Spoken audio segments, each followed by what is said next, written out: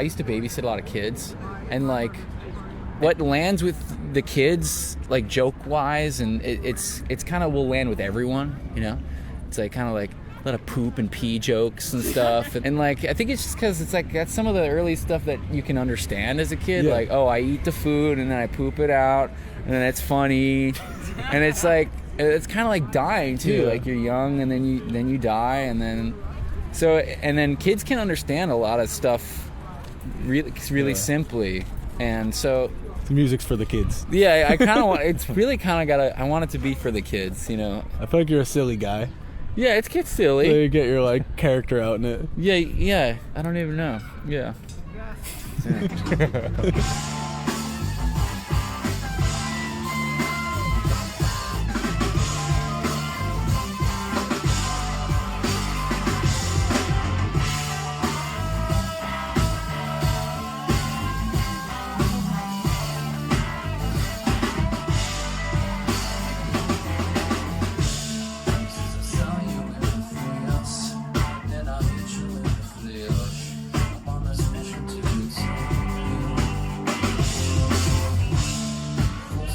We're Super G and the Magic Band, or it changes sometimes. Yeah, I think Super G stays the same, and then the backing band name has been changing kind of show by show.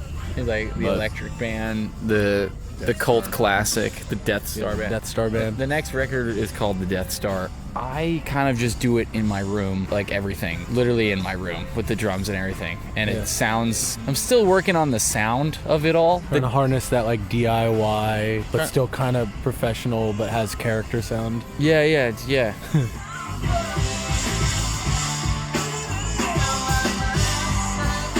We went to elementary school together. We played in a band in like 4th grade, 5th grade. Kind of learned how to play the guitar with each other, like bouncing off each other. And then we joined like the 4th grade like School of Rock band in PS40. And we played just like Sweet Child of Mine and Crazy Train and like all the like classic rock classics. We had the same guitar teacher. Yeah, shout out Andy. And he taught us kind of both. And then I met Daniel in like 6th grade. Yeah. And then me and Daniel started writing songs together, just kind of like kind of folky. Yeah, folky almost. Folk kind of Strokes, harmony, strokesy kind of. Strokes came a bit later. Strokes was like 8th grade. Like 7th grade, it was very much. It was like Head in the Heart. Yeah, it was like just kind of contemporary music, like good but kind of weird contemporary music. Mumford and Sons. Yeah, shit like that, like middle school vibe. No. It's like rock, Americana rock and roll. It's pretty much rock and roll. Yeah. Which honestly isn't the most typical sound when we get together. It's usually a little more like we used to play in our friend's band Like a Doll, all of us, and I was on drums and Daniel's on bass and keys and Adrian's on guitar, and it was like an indie kind of experimental like, sound band. Fairy tale folk rock. Yeah. This is like really just rock and roll vibe. Ladies and gentlemen, Super G!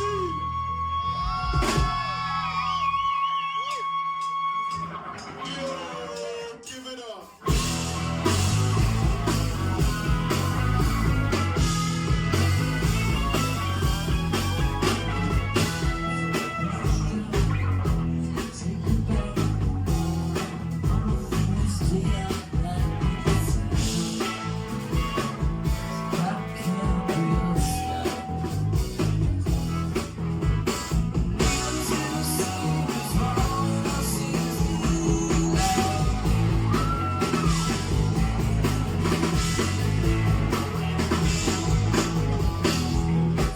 Well, I think it helps that we like kind of know what all of our influences are, and when you kind of make the songs, you're like, you have a vision in your head of like what will sound good with all of us playing. Well, I feel like I could just trust you guys. Like I could trust them. Like I kind of just like, here it is, and whatever they're doing, it feels like it's gonna be fine. Like, you know, I can really trust them so much to just cool.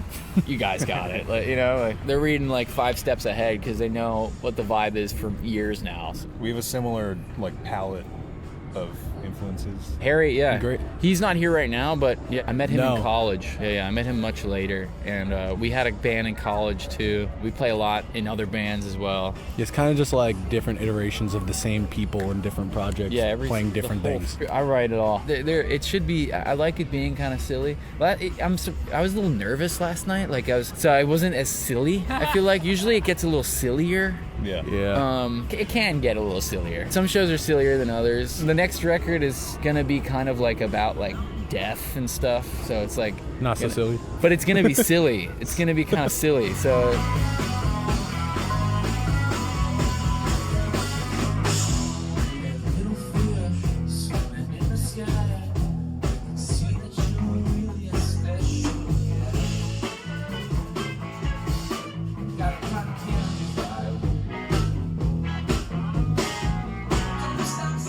I did these last few records just alone in my room. We're gonna cut a live record in December, a mix of all the songs, and we're gonna film it, and it's gonna be this cool vibe. I'm trying to integrate the live band just because you're limited in your room. You know that it's cool because you have the limitations can allow you to like kind of do things because you're like, oh, you gotta make a strawberry rhubarb pie, but you only have canned peaches, and it's like I guess it's gonna be fucking peach pie. But now I might try to throw some fucking bread on it. Where the bread? Yeah. I mean, you're having some people that you can trust is everything.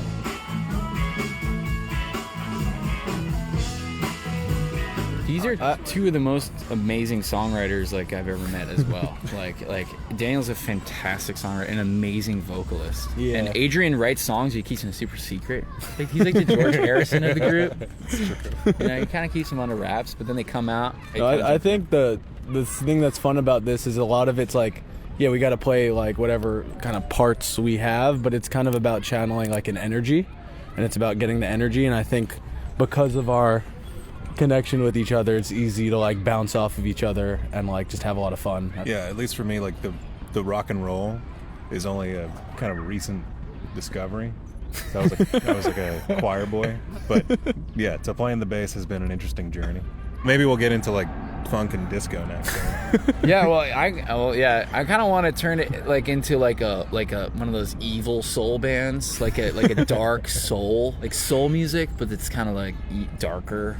I want it to have like this whole character arc of like the fool and the child grows up, and then it's like there's death, and then the child dies, and then it's this like kind of eternal soul band, like the infinite soul, and it'll be a soul band.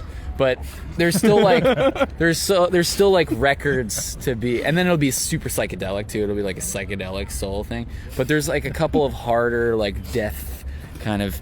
There's a couple more themes we have to kind of check the marks before we kind of do that. And there's a couple years that have to go by too to get the depth of the. But it's kind of a new band. It's weirdly because it's not a new band because like I've been playing with these guys for fucking like more like almost 15 years, like so long. So it's not really a new band, but it is kind of a new band.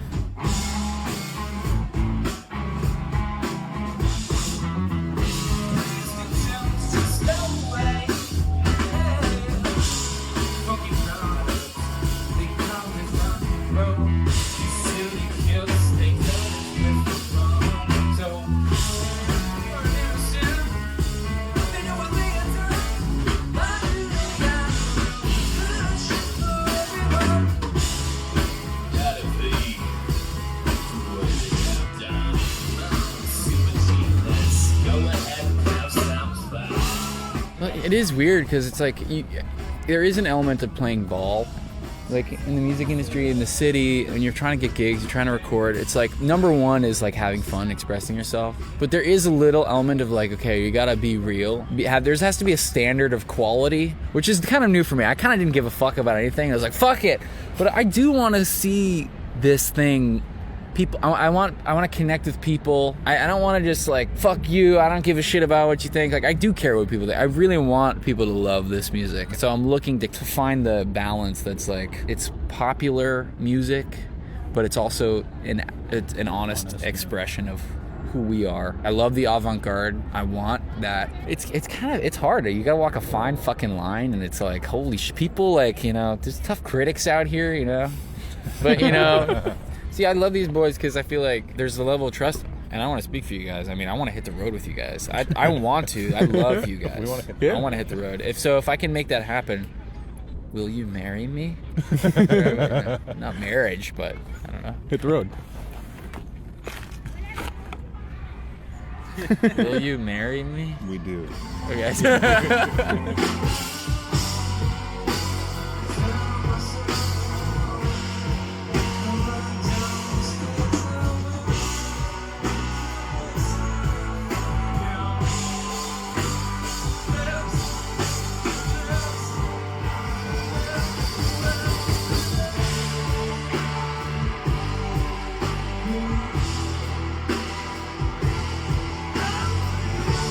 27. I think it gets harder when you get older, so they say.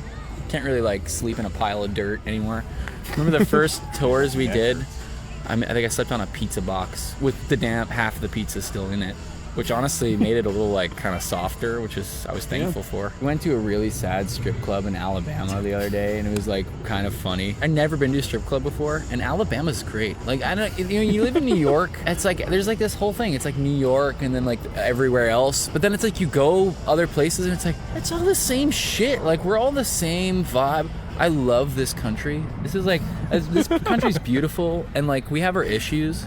And it's rough. To love America is to be critical of America. You know, I never literally tried to put out that message, but as we become more of a psychedelic soul political band, maybe. And I love American music, and this is a lot of this music is very American music inspired. So it would be important to use those themes in the coming music, in the coming record. Everyone is very similar, and yet we all think we're so different. Load of bullshit.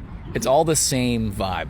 It's all the same. We're all the same. It's all one. There's a oneness to America and the world, you know.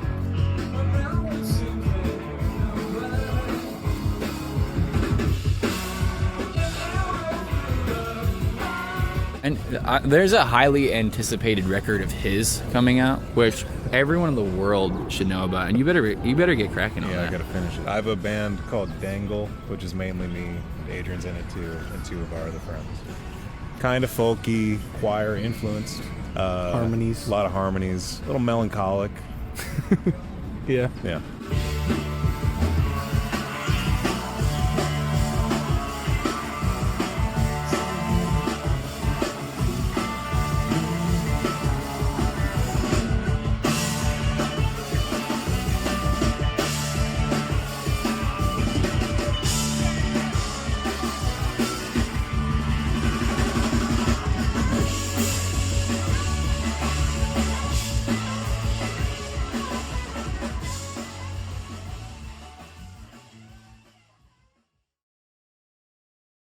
I want to get these guys on camera more. It's great that they're on camera. You get these beautiful faces on camera. Camera. You get the camera.